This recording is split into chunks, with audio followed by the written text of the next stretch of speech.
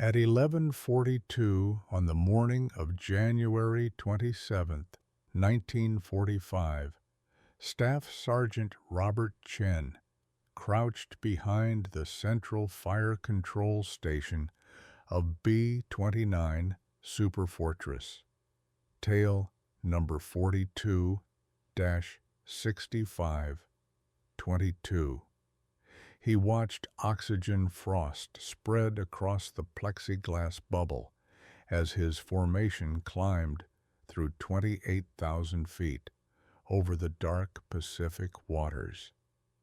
22 years old, 11 combat missions over Japan, 0 confirmed kills. The numbers didn't look good, but Chen's hands remained steady on the controls that connected him to 4 remote gun turrets mounted across the B-29's massive fuselage. Each turret held twin 50-caliber machine guns. He'd fired them in anger exactly 3 times. He'd never seen an enemy fighter fall. That was about to change in ways that would make history.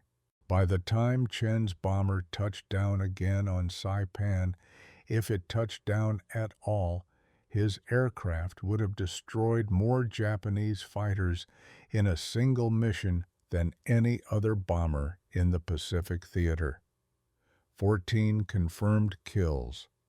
2 of those kills would come after enemy fighters had already smashed into his aircraft, tearing through engines with their propellers and ripping 6-foot holes in the wings, but I'm getting ahead of the story. Let's start with the morning briefing. The mission commander had been direct at 0400 hours that morning. 62 B-29s would participate in the strike against Tokyo's port facilities. Intelligence predicted 9 would not return. 9 aircraft, that meant 99 men. The mathematics of war reduced human lives to percentages, and the percentages weren't favorable. The 73rd Bombardment Wing, operating from Saipan since November of 1944, had already lost 31 superfortresses to Japanese fighters and anti-aircraft fire by mid-January. That was 31 crews, 340 men. Some had been shot down, others had ditched in the Pacific when damaged engines couldn't carry them home.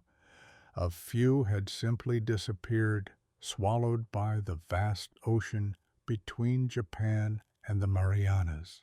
The Japanese had scrambled at least 40 fighters to intercept the morning strike. Weather reconnaissance aircraft had reported clear skies over the primary target. Clear skies meant visual bombing. Visual bombing meant the formation would need to hold steady for the bomb run. Holding steady meant the fighters would have time to position for perfect firing angles, time to climb, time to coordinate, time to kill.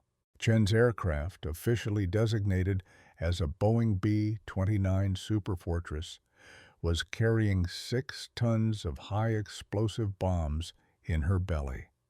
The bomber represented the cutting edge of American aviation technology, a machine that pushed the boundaries of what was possible in 1945.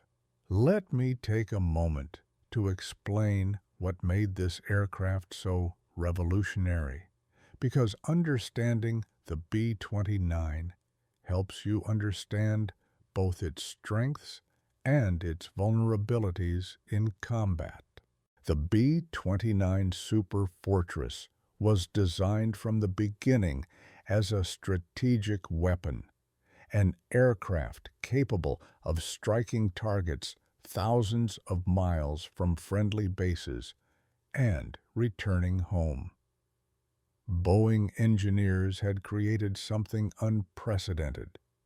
The aircraft measured 99 feet long with a wingspan of 141 feet. 4. Wright R-3350.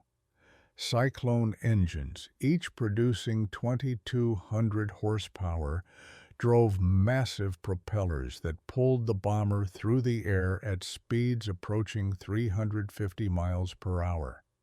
At maximum takeoff weight, the B-29 tipped the scales at over 135,000 pounds. This was no ordinary bomber. This was a flying fortress in every sense of the term. What truly set the B-29 apart from earlier bombers like the B-17 or B-24 was its pressurized cabin. The crew compartments were sealed and pressurized, allowing the men inside to breathe normally, even at altitudes where the outside air was too thin to sustain human life. This pressurization came with a price, though. The unpressurized gun positions where gunners like the blister gunners worked remained exposed to temperatures that could drop to 60 below zero. Men froze at their stations while their fellow crew members enjoyed relative comfort forward and aft. The defensive armament system represented another quantum leap in bomber technology. Earlier, heavy bombers required multiple gunners, each manning individual gun positions with limited fields of fire. The B-29's remote-controlled turret system allowed a single gunner like Chen to control multiple turret positions from a central fire control station. An analog computer calculated the complex ballistics, accounting for airspeed, altitude, target motion, and the bomber's own movement. The system could track targets, compute firing solutions, and direct streams of .50 caliber rounds toward enemy fighters with remarkable accuracy when it worked properly.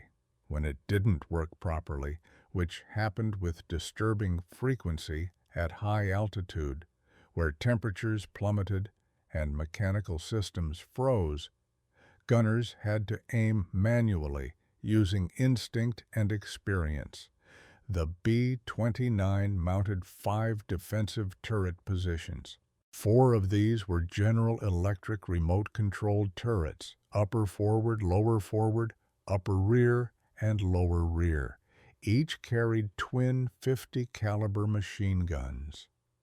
The 5th position was the tail turret, manned by a dedicated tail gunner who controlled 2 .50 caliber machine guns and 1 20mm cannon.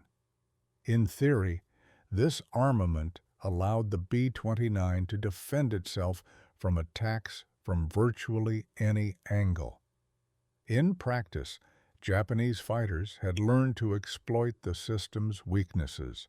They knew about the blind spots.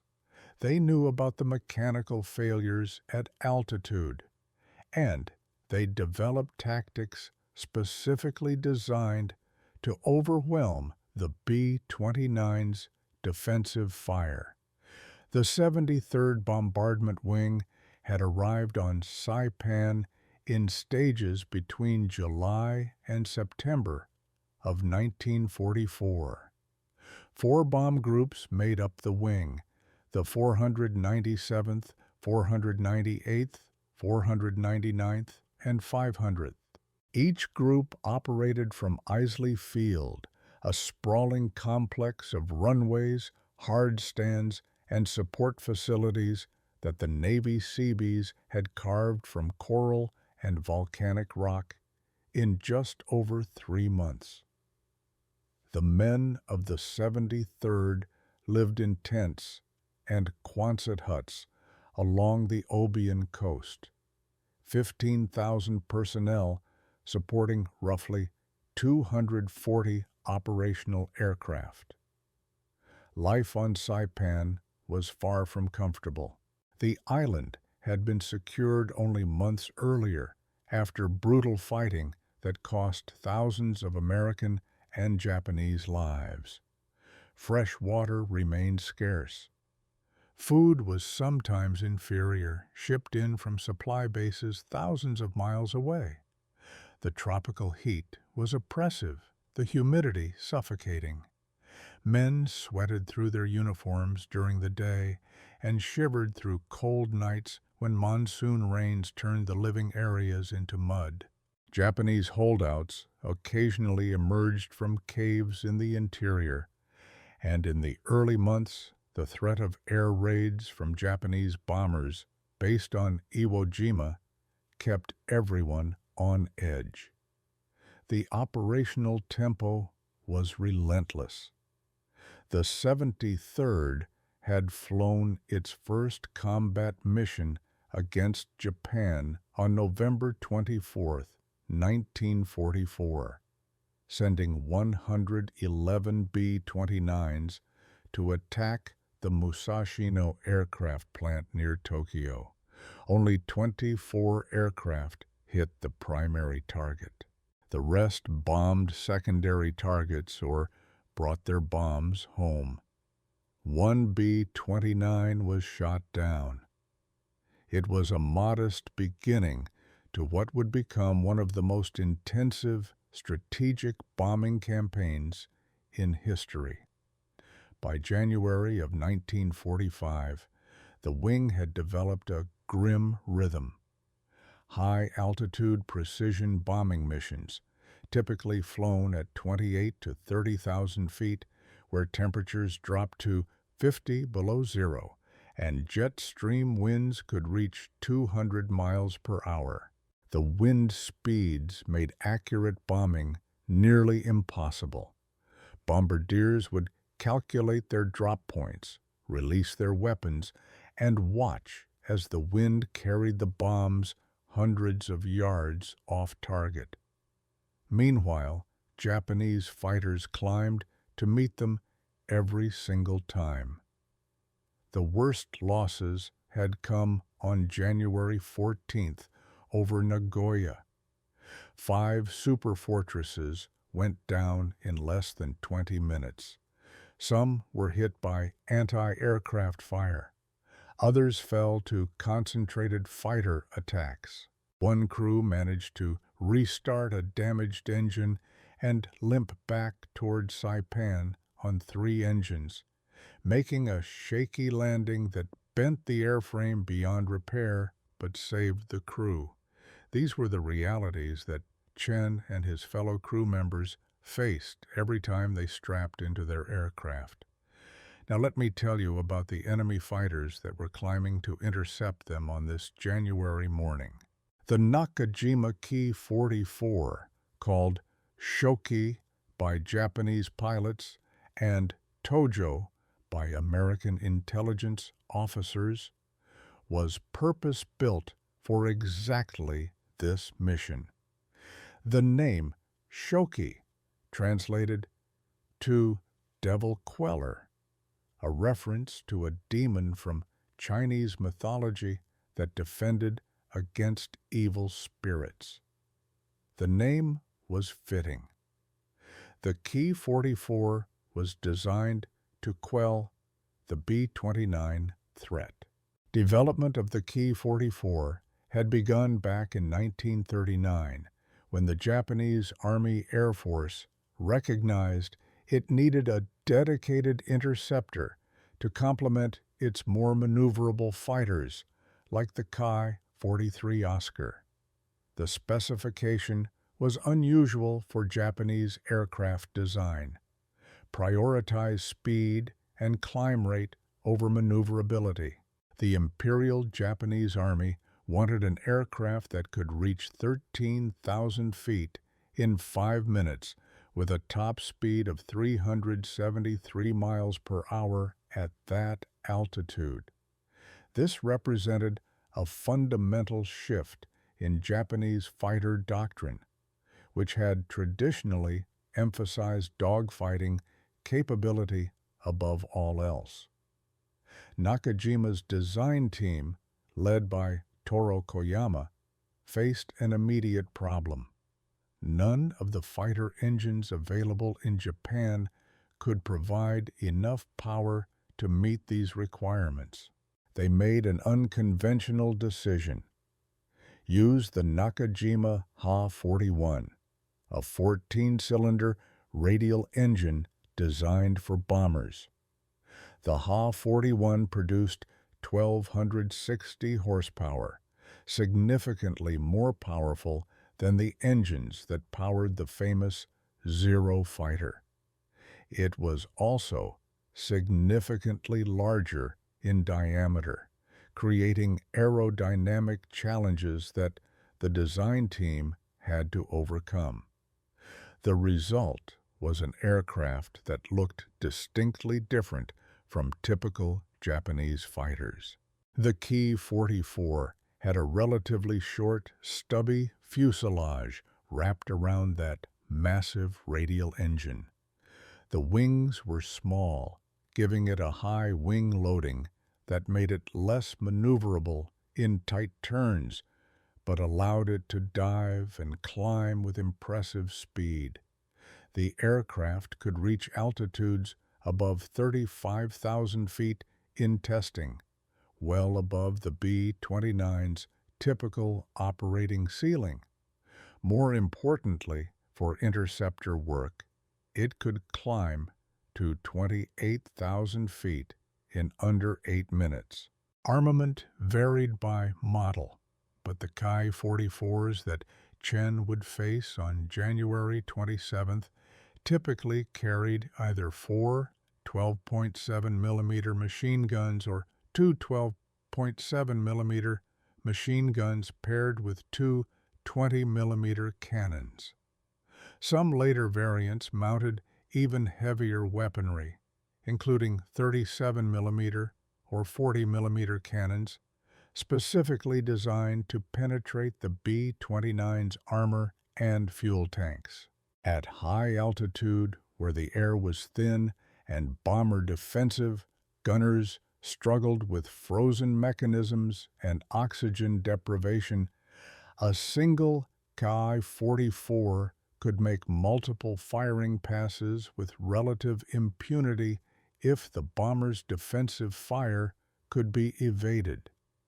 But the truly terrifying aspect of Ki-44 operations wasn't the guns. It was the ramming attacks.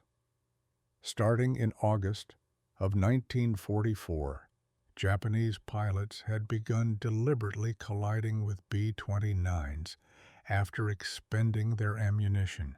This wasn't kamikaze doctrine in the traditional sense. Kamikaze pilots were suicide attackers from the start, diving their explosive-laden aircraft into ships with no intention of surviving. The ramming attacks were different. Pilots would engage normally, firing their guns until ammunition was exhausted, then use their aircraft itself as a weapon, attempting to ram the bomber's tail or wings before bailing out. Survival rates for the attacking pilots were low, but the mathematics made brutal sense from the Japanese perspective. One fighter worth perhaps $20,000 in exchange for one bomber worth $600,000 and carrying 11 men trained for 6 months. The 47th Sentai, based at Narimasu Airfield near Tokyo, operated a special air superiority unit that practiced the ramming tactic. American intelligence estimated this unit had destroyed at least 3 B-29s through ramming attacks and damaged 7 others badly enough that they were written off after crash landings. The psychological impact on American bomber crews was significant. It's one thing to face fighters shooting at you. It's another thing entirely to watch an enemy fighter deliberately fly into your aircraft, accepting certain death to bring you down. The formation crossed the Japanese coast at 11:58. Radar operators on Honshu, Japan's main island, tracked them immediately. Air raid sirens wailed across Tokyo. At Narimasu Airfield, pilots sprinted toward fighters that were already warming up on the flight line. Ground crews had been preparing since the early morning radar warning. Engines were hot. Guns were loaded. Fuel tanks were topped off. At exactly noon, the first Ki-44s lifted off and turned southeast toward the incoming bomber stream. 43 fighters in total. Chen's aircraft was about to face more enemy fighters than any B-29 had encountered in a single mission up to that point in the war. The first fighter appeared at 12,000 yards, roughly 7 miles. Chen saw it through his optical sight as a dark speck climbing almost vertically through scattered clouds below the formation. The speck grew larger. Wings became visible. Then the distinctive radial engine cowling of a Ki-44. The fighter rolled inverted at 27,000 feet and dove toward the formation's lead element. 3 more fighters followed in trail, creating a stepped diving attack that would force the bomber gunners to split their defensive fire.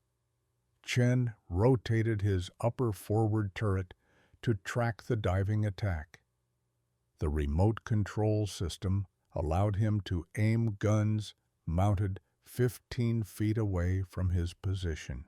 The technology was genuinely revolutionary for 1945, but it came with limitations. The analog computer that corrected for airspeed, altitude, and the bomber's forward motion needed a few seconds to stabilize on a rapidly maneuvering target. At temperatures 50 below zero, hydraulic fluid thickened, mechanical linkages stiffened, and electrical connections became unreliable. The turret responded to his controls, but with a sluggishness that made precision gunnery difficult. The lead Ki-44 opened fire at 800 yards. Chen could see the muzzle flashes from the fighter's guns. Tracers arced toward the formation, bright lines against the dark sky that seemed to curve and bend as the rounds lost velocity. He pressed his firing button. The turret hammered, shaking the entire gun mount. Spent brass casings tumbled into collection bags. 50 caliber rounds streamed toward the fighter at 2,800 feet per second. The targeting computer was calculating, adjusting, predicting where the fighter would be by the time the bullets arrived. But the Ki-44 snap-rolled left at the last instant and disappeared beneath the formation. No hits. The fighter had broken off too quickly. By 12:07, the formation was fully engaged. Fighters attacked from all quadrants. High side passes from 11 o'clock, diving attacks from 2 o'clock, beam attacks from 9 o'clock.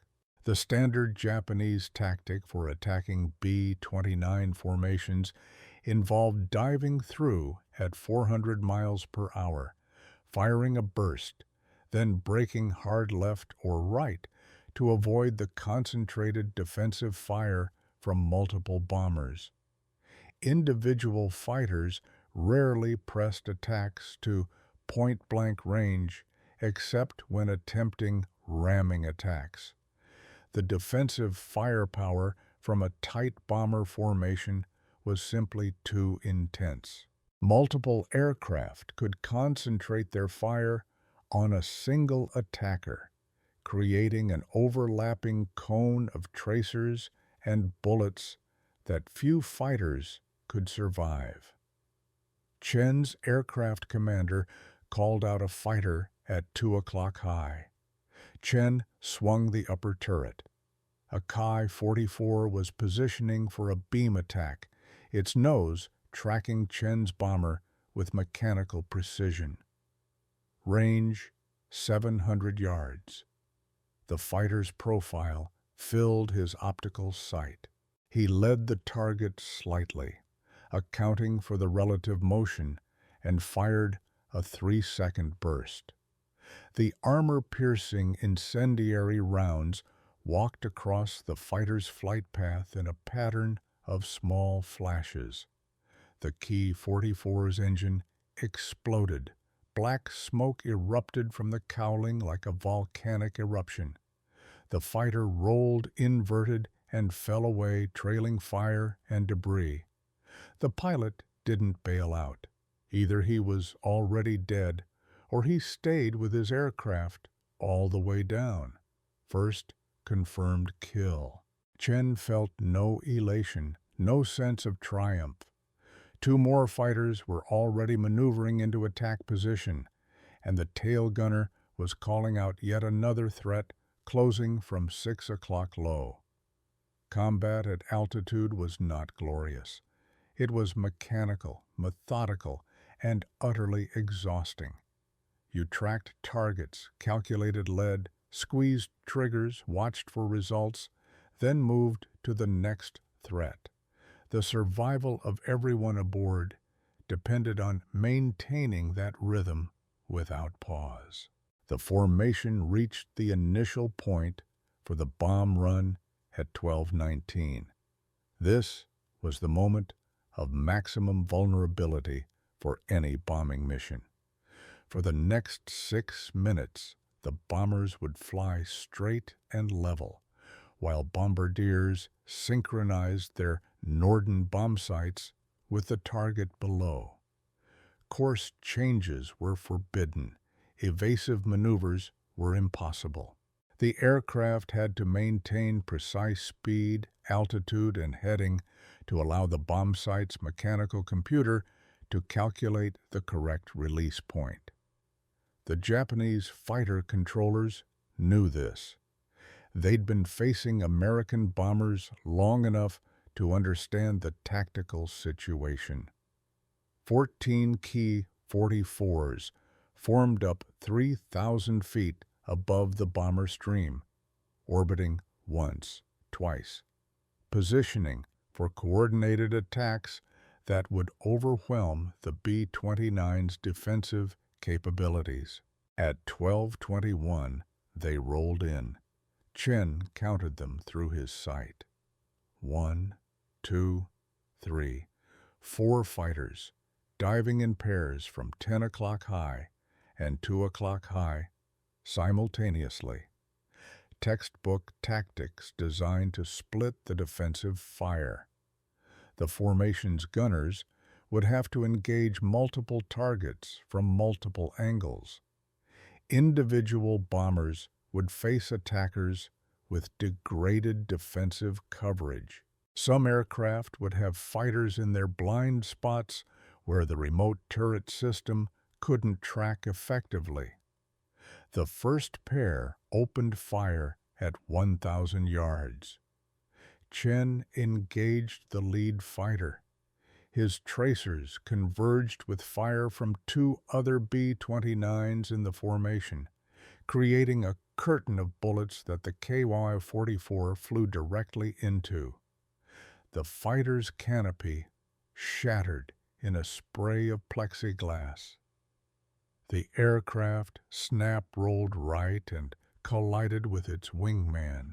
Both fighters disintegrated in mid-air, transforming instantly from flying machines to tumbling debris. Third and fourth kills, but Chen had no time to register them. The second attacking pair had used the chaos as cover. 2 Ki-44s were now inside 500 yards and closing fast, their cannons firing continuously. Chen could see the muzzle flashes from the fighters' weapons. He swung his sight to track the nearest aircraft. The Ki-44 was not breaking off. It was not attempting evasive maneuvers. The pilot had committed to a ramming attack. Impact in 4 seconds, 3 seconds, 2 seconds. Chen kept firing.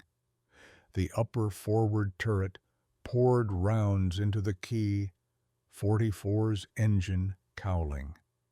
Hits sparkled across the fighter's nose, each impact marking where an armor-piercing incendiary round punched through aluminum skin and internal structure.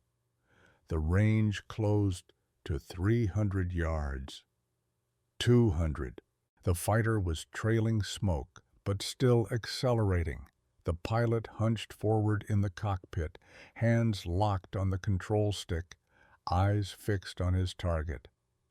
100 yards. The Ki-44 struck Chen's bomber at 12:22 in the afternoon.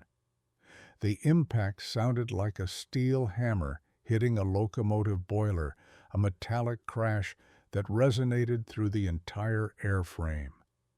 The fighter's spinning propeller chewed through the No. 3 engine, cowling like a circular saw through sheet metal. Metal shrieked and tore. The B-29 yawed violently to the right as the No. 3 propeller assembly tore free from its mounting and tumbled away into space. The fighter's wing sheared off at the root. The fuselage cartwheeled over the bomber's back, pieces of the cockpit visible for an instant before the wreckage disappeared. Pieces of aluminum and steel rained past the gun turrets. Chen felt the entire aircraft shudder, a vibration that traveled from the damaged wing through the fuselage structure. Warning lights blazed across the flight engineer's panel in the cockpit. No. 3 engine fire. No. 4 engine losing oil pressure. Hydraulic system pressure dropping. The aircraft commander shut down both right side engines and activated the fire suppression system. Halon gas flooded the No. 3 nacelle, smothering the flames before they could spread to the wing's fuel tanks. Chen's bomber was now flying on 2 engines. The Superfortress dropped out of formation, losing altitude at 300 feet per minute. Alone. Damaged. Perfect target. The bomber formation continued toward Tokyo without them, unable to break formation to provide assistance. 3 Ki-44s broke from their attack pattern and dove toward the crippled aircraft. They had altitude advantage, speed advantage, and tactical initiative. Standard Japanese fighter doctrine called for damaged bombers to be finished quickly before they could jettison their bomb load and gain maneuverability. Chen rotated the upper turret to meet the first attacker. The fighter was diving from 1 o'clock high, range 1,000 yards, and closing rapidly. Chen waited, forcing himself to hold fire even as the Japanese fighter grew larger in his sight. The targeting computer needed 3 seconds to calculate a proper firing solution on a maneuvering target. Firing too early would waste ammunition. 800 yards, the Ki-44's nose lit up with cannon fire. Rounds punched through the bomber's left wing, severing hydraulic lines. Fluid sprayed from the damaged wing in a fine mist that instantly froze in the sub-zero temperatures. 600 yards, Chen fired, a 4-second burst. The tracers connected, walking up the fighter's nose toward the cockpit. The Ki-44's canopy exploded in a shower of plexiglass and blood. The fighter rolled left and went down, trailing debris. 5th kill. But the second fighter was already attacking from 5 o'clock level. The tail gunner engaged first, his twin 50 caliber machine guns hammering for 6 seconds straight. The Ki-44 flew through the tracer stream without apparent damage, closing to 400 yards. The tail gunner's guns fell silent. Ammunition exhausted, Chen slaved the lower aft turret to his controls. The mechanical linkage was sluggish, barely responding. Hydraulic pressure was dropping across all systems as damaged lines leaked fluid into the slipstream. He tracked the fighter manually, leading the target by instinct and experience gained over 11 previous missions. 2-second burst, the rounds hit the Ki-44's left wing root precisely where the wing joined the fuselage. The wing folded upward from structural failure, then separated completely. The fighter tumbled end over end and broke apart at 12,000 feet.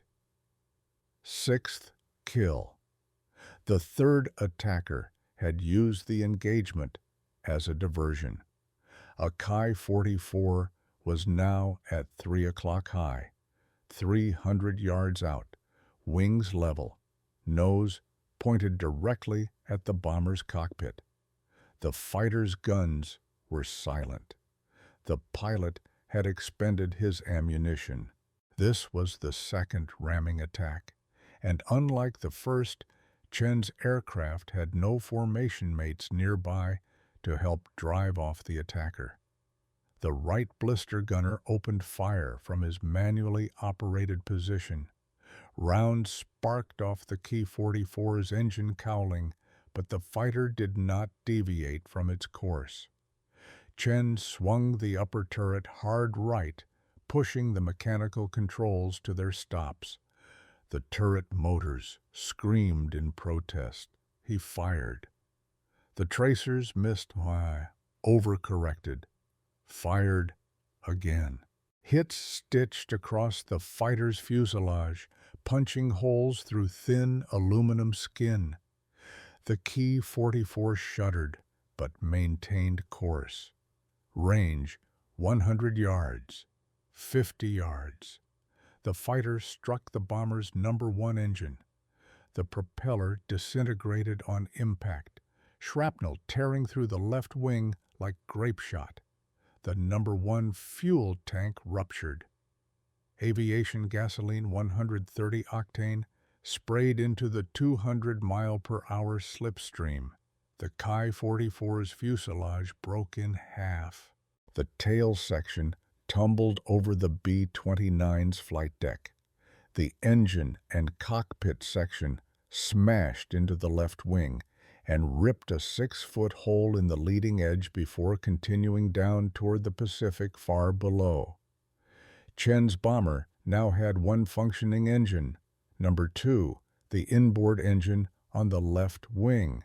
The aircraft was falling through 18,000 feet. Airspeed was dropping below 160 miles per hour, dangerously close to stall speed. The damaged left wing was leaking fuel, leaving a visible trail of vapor. The hydraulic system was failing completely, pressure dropping toward 0, and 12 more Japanese fighters were forming up for a third wave of attacks. Chen's hands were numb.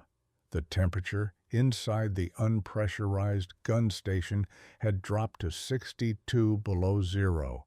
His oxygen mask had frozen to his face, ice forming where moisture from his breath condensed and solidified. Ice crystals covered the optical sight. He scraped them away with a gloved thumb and tracked the incoming fighters through vision that was starting to tunnel from oxygen deprivation and cold. The 12 Ki-44s had split into 3 groups of 4 aircraft each. Classic Wolfpack tactics that the Japanese had learned from observing German Luftwaffe operations over Europe. One group would feint high to draw defensive fire. Another would attack low. The third would exploit whichever defensive gap opened first. The tactic worked against healthy B-29s with full crews and functional systems. Against a crippled bomber with failing hydraulics and partial gun coverage, it was an execution.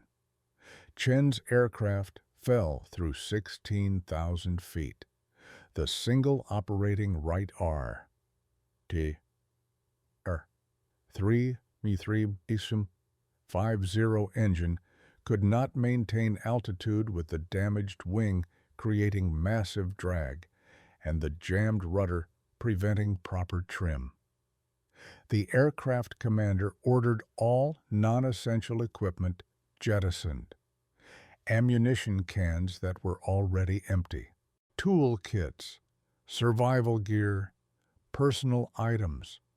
Every pound mattered when you're trying to stay airborne on one engine.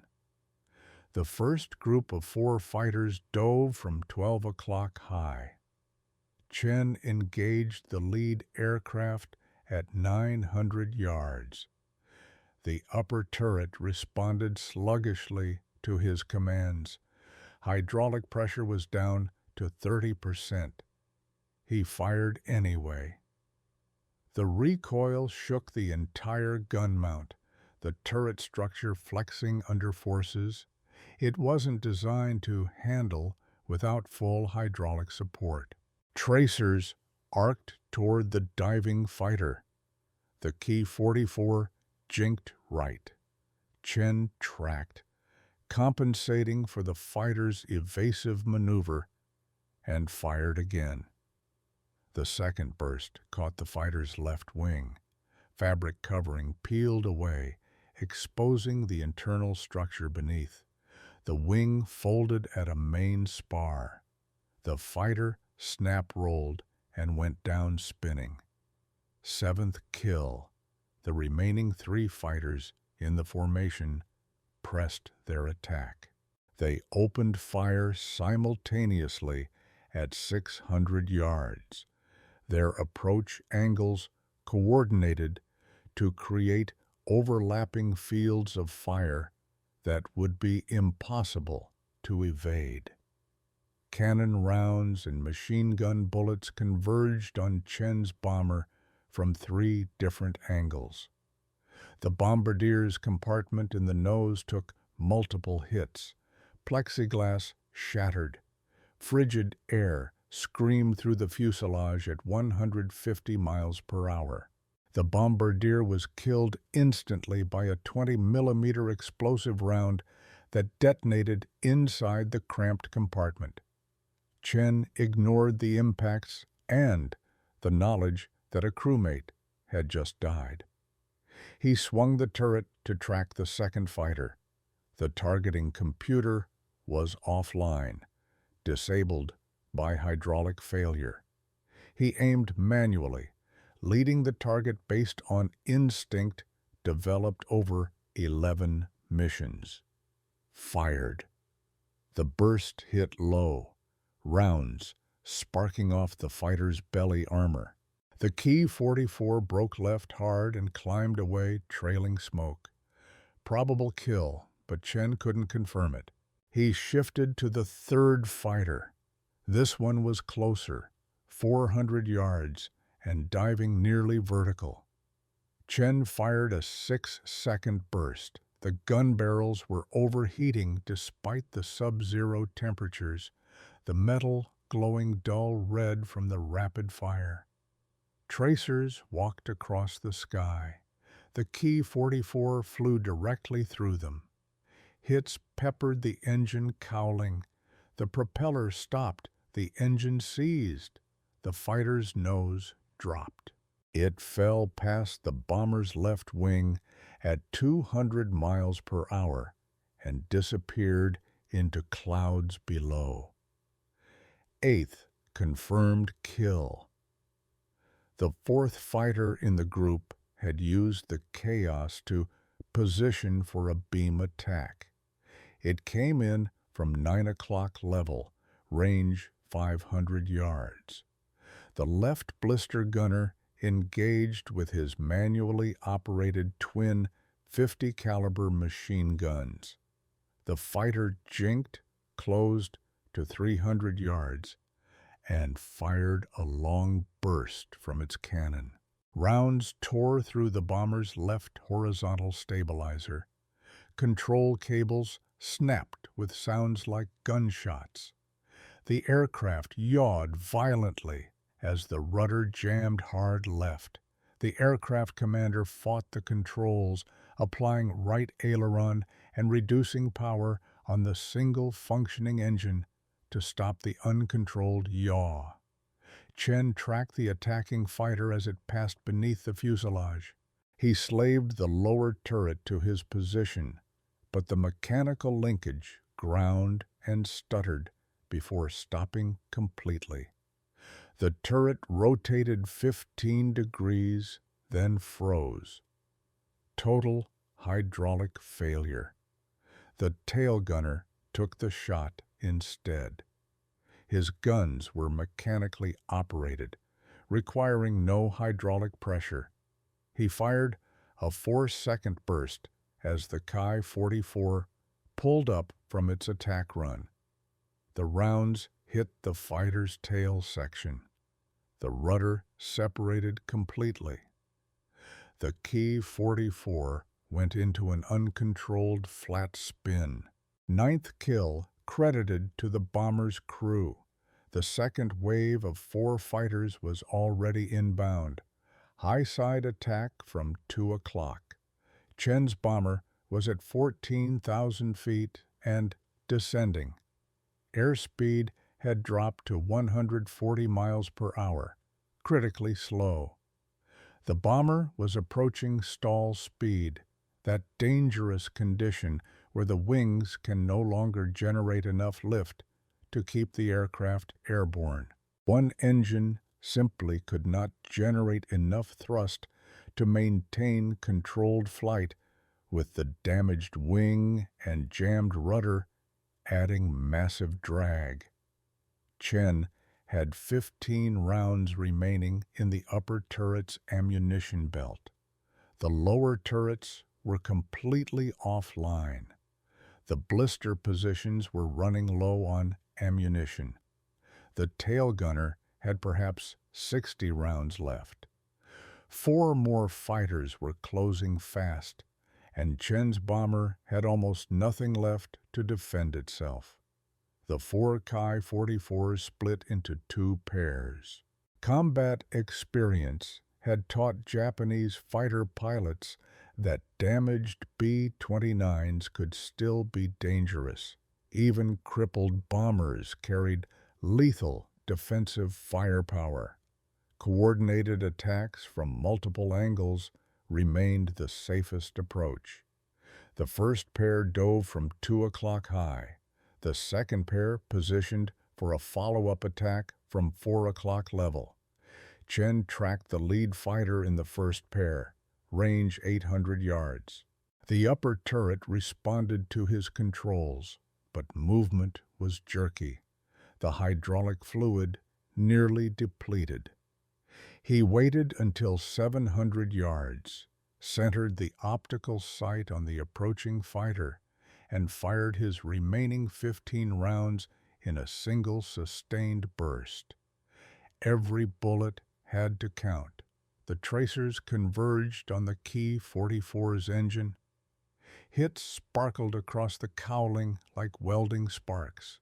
The propeller disintegrated, chunks of metal spinning away in all directions. The engine seized immediately. Smoke poured from the fighter as it rolled inverted and fell away. 10th kill. The upper turret's guns clicked empty. Chen's primary defensive position was now useless. He scrambled through the connecting tunnel to the unpressurized rear section. The right blister gunner had taken shrapnel through his shoulder earlier in the engagement and could no longer operate his weapons. Chen took his position at the manually operated twin 50 caliber machine guns. The second fighter from the first pair was already in its attack dive. Range 600 yards. Chen gripped the manual controls, feeling the weight of the weapons. No computer assistance, no hydraulic boost. Pure physical strength was required to traverse the guns and maintain proper aim. The Ki-44 opened fire at 400 yards. Cannon rounds punched through the bomber's right wing. Chen led the target and squeezed the trigger. The recoil hammered his shoulders. Spent casings tumbled into the collection bag. The burst caught the fighter's cockpit. The canopy shattered. The Ki-44 snap-rolled left and fell away, spinning. 11th kill. The second pair of fighters was already committed to their attack run. They came in from 4 o'clock level, 300 yards apart, firing as they closed. One targeted the flight deck. The other aimed for the wing route, where the fuel tanks were located. The tail gunner engaged the trailing fighter with his remaining ammunition, firing a 5-second burst that walked across the Ki-44's nose. The fighter's windscreen exploded. The aircraft pulled up hard and broke off the attack. 12th kill confirmed when the fighter was observed falling through clouds at 11,000 feet with no visible pilot. The lead fighter in the pair pressed its attack. Chen swung his manually operated guns, but the angle was wrong. The blister position could not traverse far enough forward to engage targets at 4 o'clock high. He was blind to the threat. The left blister gunner took the shot from his position, which had better forward coverage. He fired his last 30 rounds. The burst hit the Ki-44's left wing root. Fuel sprayed from ruptured tanks. The fighter banked hard right to break off, but the damaged wing could not handle the stress. Structural failure at the wing spar. The wing separated from the fuselage. The fighter tumbled out of control. 13th kill. Chen's bomber had now shot down 13 Japanese fighters. 1 aircraft, 1 crew, 13 confirmed victories. But the count didn't matter to Chen or anyone else aboard the crippled bomber. The B-29 was at 12,000 feet and still descending. The jammed rudder made controlled flight nearly impossible. The damaged wing was losing structural integrity, visible cracks spreading through the aluminum skin, and the third wave of 4 fighters was inbound. These were the last attackers. Japanese fighter pilots operated under strict fuel limitations. The combat radius for the Ki-44 at combat power settings was approximately 200 miles. The fighters had been airborne for 40 minutes. They had perhaps 10 minutes of fuel remaining before they would need to break off and return to Narimasu. 10 minutes was enough. The 4 Ki-44s formed up in a line, a stern formation. Not a diving attack. Not a high-side pass. They were positioning for sequential ramming attacks. 4 fighters, 4 deliberate collisions. The Japanese pilots had calculated that even if only 1 or 2 succeeded, Chen's bomber would not survive. Chen watched them through the blister's small plexiglass window. The fighters were at 14,000 feet, 2 miles behind the bomber, matching speed and altitude, preparing for their final run. He had no ammunition left. The tail gunner had no ammunition left. The upper turrets were offline. The lower turrets were offline. Chen's bomber's defensive armament was completely expended. 4 fighters, 0 bullets, 12,000 feet above the Pacific Ocean with no help coming. The lead Chi-44 in the ramming formation accelerated. Range 1 mile. The fighter dove slightly to build speed. Standard ramming doctrine called for impact velocity of at least 300 miles per hour to guarantee structural failure of the target. Slower collisions sometimes allowed bombers to survive with repairable damage. Chen braced himself against the blister window frame. There was nothing he could do, no guns, no ammunition, no options. The aircraft commander attempted evasive maneuvers, but the jammed rudder limited his control authority severely. The B-29 could bank gently left or right. It could not perform the violent jinking maneuvers that might throw off a fighter's aim. The KY-44 closed to half a mile. Chen could see details now. The dark green camouflage pattern, the red Hinamaru circle on the fuselage, the yellow painted propeller spinner that identified it as part of the 47th Sentai. Quarter mile. The fighter's nose was centered on the bomber's vertical stabilizer. Impact in 15 seconds. Then the Ki-44's engine began trailing black smoke.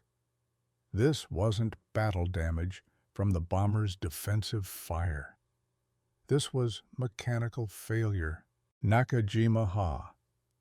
109 radial engines were temperamental at maximum power settings. Running at combat power for extended periods caused cylinder head temperatures to exceed design limits. Engine seizure was common, particularly in aircraft that had seen heavy use. The fighter's propeller stopped rotating. The engine had failed completely. Without thrust, the Chi-44 could not maintain its intercept course. It began losing speed and altitude. The pilot attempted to restart the engine, failed. The fighter fell away below the bomber's tail. Its ramming attack aborted by mechanical failure rather than defensive fire. 14th kill credited to Chen's aircraft. No bullets fired. No gunner claimed the victory directly, but the fighter was combat lost due to battle damage stress on an already strained engine. Intelligence officers would later confirm the Chi-44 crashed into the Pacific 18 miles east of Tokyo. The pilot did not survive. 14 confirmed kills, 1 B-29, 1 mission. The highest single mission total for any bomber in the Pacific theater during World War II. The remaining 3 fighters broke off their ramming attacks. Fuel state was critical. They turned northwest toward Narimasu and climbed away. The engagement was over, but survival at 12,000 feet over hostile territory with 1 engine was fundamentally different from survival at sea level on Saipan. Chen climbed back through the connecting tunnel to the forward section to assess damage with the flight engineer. The list was catastrophic. Number 1 engine destroyed by ramming attack. Number 3 engine destroyed by ramming attack. Number 4 engine shut down due to oil pressure failure. Number 2 engine running but showing elevated cylinder head temperatures that suggested imminent failure. Left wing structural damage, right wing fuel leak, hydraulic system at 15% capacity, rudder jammed, bombardier dead, right blister gunner critically wounded, radio compass damaged by cannon fire. One life raft destroyed, distance to Saipan, 1,512 miles. Flight time at current airspeed would be approximately 11 hours. Fuel remaining was calculated at 9 hours maximum if the number 2 engine continued operating without failure. The numbers did not work. The mathematics of fuel consumption versus distance traveled were absolute and unforgiving. The flight engineer proposed restarting the number 4 engine. It had been shut down due to low oil pressure after the first ramming attack. Not destroyed, not damaged beyond function, just precautionary shutdown to prevent catastrophic failure. Running the engine without adequate lubrication would destroy it within 30 minutes, but 30 minutes of additional thrust might provide enough airspeed to reduce overall fuel consumption and extend their range. The aircraft commander approved the restart. Number 4 engine caught, and began running rough but producing thrust. The bomber accelerated to 170 miles per hour, still well below normal cruise speed, but sufficient to slow the rate of descent. The aircraft leveled off at 10,000 feet. The formation had continued to Tokyo without them, completed the bomb run, dropped their weapons, and was already turning south for the return flight to Saipan. Chen's bomber was alone over the Pacific with 2 damaged engines, failing systems, and insufficient fuel to reach base. Number 4 engine failed at 14:20 hours, exactly 28 minutes after restart. The cylinder heads had overheated beyond tolerance. Internal components seized. The propeller windmilled for 6 seconds, then stopped completely. The aircraft commander feathered the propeller to reduce drag and shut down fuel flow. The bomber was back to 1 engine. Altitude began dropping immediately. 10,000 feet, 9,500, 9,000. The single right R3350 radial engine on the number 2 position was now solely responsible for keeping 32 tons of damaged bomber airborne. The navigator calculated a new fuel estimate, 7 hours of flight time remaining. Distance to Saipan was still 900 miles. The mathematics remained impossible. The flight engineer proposed dumping the bomb bay fuel tanks, auxiliary tanks installed to extend the B-29's range for long missions over Japan. They were empty, but still carried the weight of the tank structures themselves, approximately 400 pounds of dead weight. The tanks were jettisoned at 14:45. The bomber climbed slightly, gaining back 100 feet of altitude. The fuel consumption calculation improved by 6 minutes. Still not enough.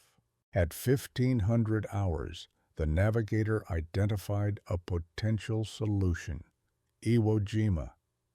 The island was 640 miles from their current position. Marine forces had not yet invaded, so the island was still held by Japanese forces. But American submarines occasionally surfaced near Iwo Jima to rescue downed B-29 crews. If the bomber could reach the waters near Iwo Jima and ditch successfully, a submarine might pick them up. The aircraft commander rejected the plan. Ditching a B-29 in open ocean had a survival rate of approximately 40% under ideal conditions. Ditching a B-29 with structural damage to both wings and a jammed rudder would be significantly worse. The bomber would likely break apart on impact with the water. Even if the crew survived the ditching, they would be in the water in a combat zone with limited survival equipment. The decision was made to continue toward Saipan. At 1600 hours, the bomber crossed the international date line.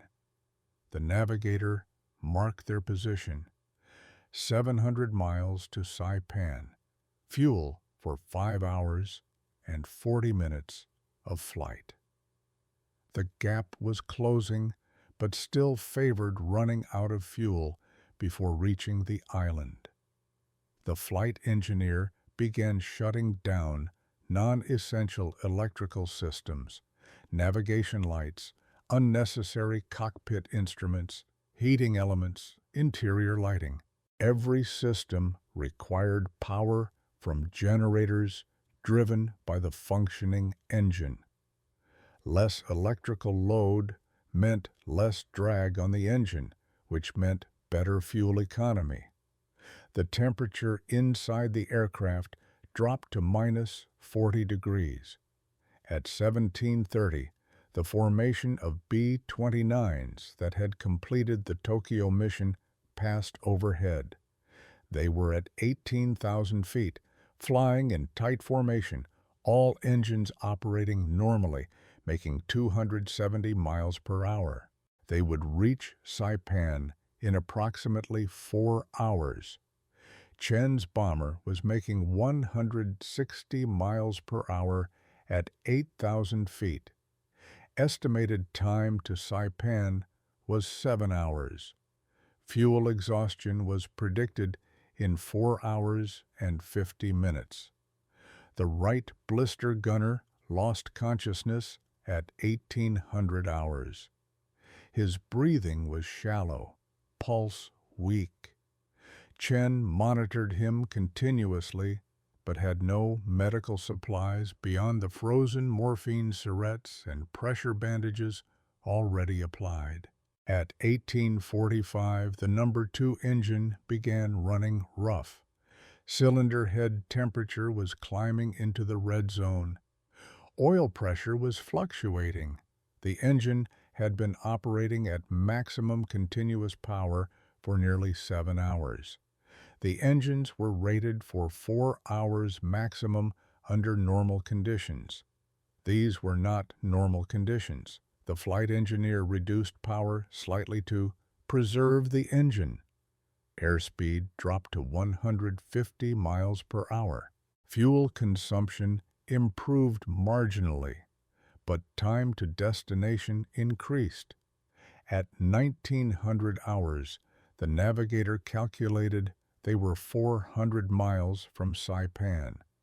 Fuel remaining was estimated at 3 hours and 20 minutes. The mathematics still didn't work, but the gap was narrowing. At 2000 hours, the right blister gunner stopped breathing. Chen attempted resuscitation, but chest compressions through the heavy flight suit in the frozen air proved nearly impossible. After 4 minutes, the flight engineer called time of death. The gunner's body was left in place. Moving it served no purpose and consumed energy the surviving crew needed. The number 2 engine continued running. Cylinder head temperature remained in the red zone, but the engine did not seize.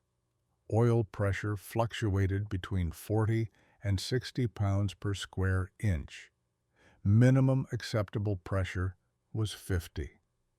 The engine was operating on the edge of catastrophic failure, but it kept running.